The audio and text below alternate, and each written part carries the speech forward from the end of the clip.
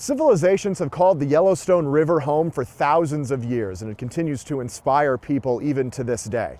In a new display, local Billings artist Russell Walks is showing off some of his most personal work yet, images of wildlife found along the river. But he's also paying tribute to the river's indigenous roots.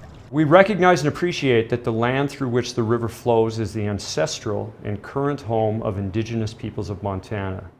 Russell Walks knew exactly what he wanted the artist acknowledgement for his new show to say. There was a time when I was kind of standing on the bank, and it occurred to me that what I was seeing and experiencing would be almost exactly the same thing that, say, a teenage Crow girl scraping a hide would have experienced. Intelligent Design is based on a virtual year-long float trip of the Yellowstone and the life you might see along the way. The idea came to him during a quiet time for many of us. During the pandemic, we had this little chickadee in the backyard.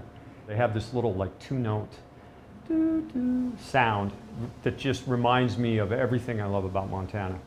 He named the chickadee Magnum, and it's his favorite piece at the show. Walks pictures him living down in a cottonwood in Riverfront Park, where I met up with Lanny Reelbird to talk about the river's meaning to his Crow people. This is basically home. Reelbird knows all about the river, from its roots inside Yellowstone National Park along its nearly 700-mile span to joining the Missouri and western North Dakota. He has a story for almost every key point along the way. I would say there's probably close to 35 named places. The Great Yellowstone, or in our culture we call it Ijiragasha, meaning the Elk River. So named for the elk migration route along the river hundreds of years ago. It's just one of the dozens of wildlife images Walks has produced, a stark departure from his comfort zone of Star Wars and pop culture. So fun, so much of a departure from the stuff that I'd done in the past.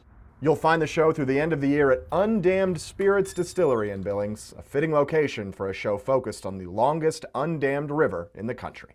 In Billings, Casey Conlon, MTN News.